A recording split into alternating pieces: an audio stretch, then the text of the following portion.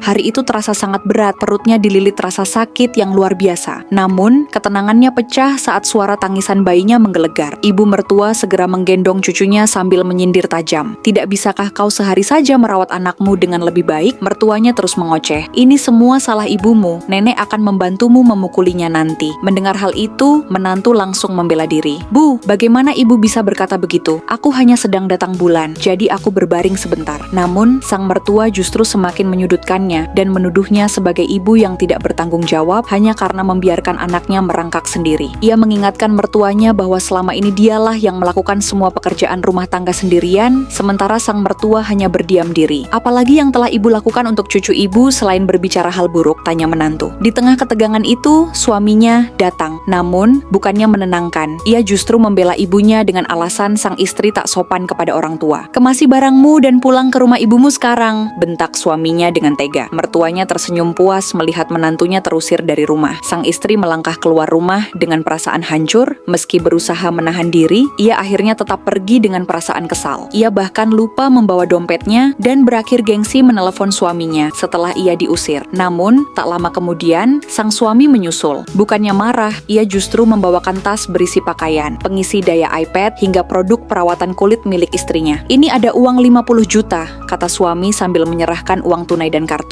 "Pergilah belanja, makan enak, dan bersenang-senanglah selama beberapa hari. Beri dirimu istirahat. Urusan rumah biar aku yang tangani bersama ibu." Ia bahkan memberikan perhatian kecil dengan membelikan pembalut yang sangat lembut dan kantong air hangat untuk meredakan nyeri datang bulan istrinya. 3 hari berlalu, dan suasana di rumah berubah menjadi kacau. Tanpa menantu, ibu mertua harus mengurus cucunya yang rewel siang dan malam, hingga ia tidak bisa tidur sama sekali. Pinggangnya terasa mau patah karena harus terus menggendong cucunya sepanjang hari. Suatu hari, dengan suara memelas, ia memohon kepada anaknya, "Tolong hubungi istrimu, lihat apakah kamu bisa menjemputnya kembali." Suami berpura-pura enggan dan mengingatkan ibunya betapa dulu ia sangat membenci menantunya. Namun, sang ibu kini berbalik memuji, dia ternyata kerjanya cepat dan sangat berbakti. Ibu menarik kata-kata ibu. Sang anak hanya tersenyum tipis melihat ibunya kini benar-benar menyadari betapa berharganya sosok sang istri di rumah mereka. Apakah kalian menyukai cara suami memberi pelajaran kepada ibunya? Like dan subscribe jika iya, dan tuliskan komentar untuk mertua sebermuka dua ini.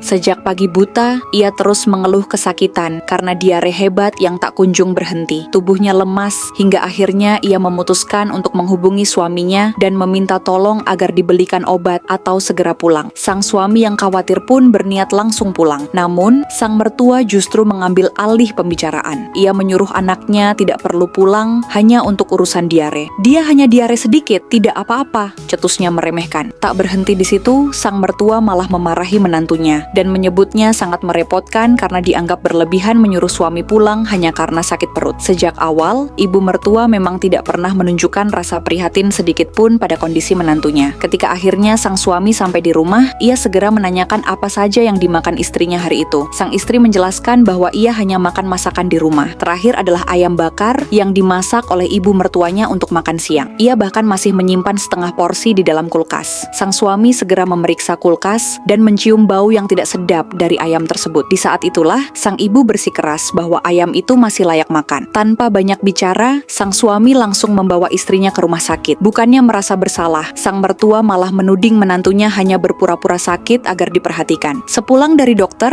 kondisi sang istri mulai membaik. Ia pun mengusulkan kepada suaminya untuk membeli kulkas baru yang lebih canggih, agar makanan yang disimpan lebih higienis. Namun, saat mereka sampai di rumah, sang ibu kembali menawarkan makanan lama seolah tidak terjadi apa-apa dan menganggap masalah diare itu hal sepele. Tentu sang anak membela istrinya dengan tegas. Ia menjelaskan bahwa bakteri dalam makanan basi sangat berbahaya dan bisa menyebabkan keracunan serius hingga penyakit jangka panjang. Namun, sang ibu tetap membela diri. "Jangan menakutiku. Dulu aku tidak punya kulkas dan tetap baik-baik saja. Istrimu saja yang terlalu manja dan pandai berpura-pura." Merasa geram, sang anak mengambil daging yang sudah berbau itu dan menyuruh ibunya menghabiskannya jika memang merasa itu aman. Sang ibu seketika menolak menolak dengan alasan tidak suka ayam bakar. Tentu saja ibu tak mau karena ibu tahu ini makanan basi, sahutnya. Keesokan harinya, sebuah kulkas baru dengan teknologi fitur pengawetan tingkat tinggi tiba di rumah. Bentuknya sangat mewah dan kemampuannya menjaga kesegaran bahan makanan membuat sang istri sangat bahagia. Kini, ia bisa menyimpan makanan sehat tanpa takut berbau atau cepat basi. Apa kalian suka dengan sikap suami yang selalu membela istrinya secara tegas? Jangan lupa like dan subscribe jika kalian setuju. Tuliskan komentar kalian untuk menghadapi mertua seperti itu.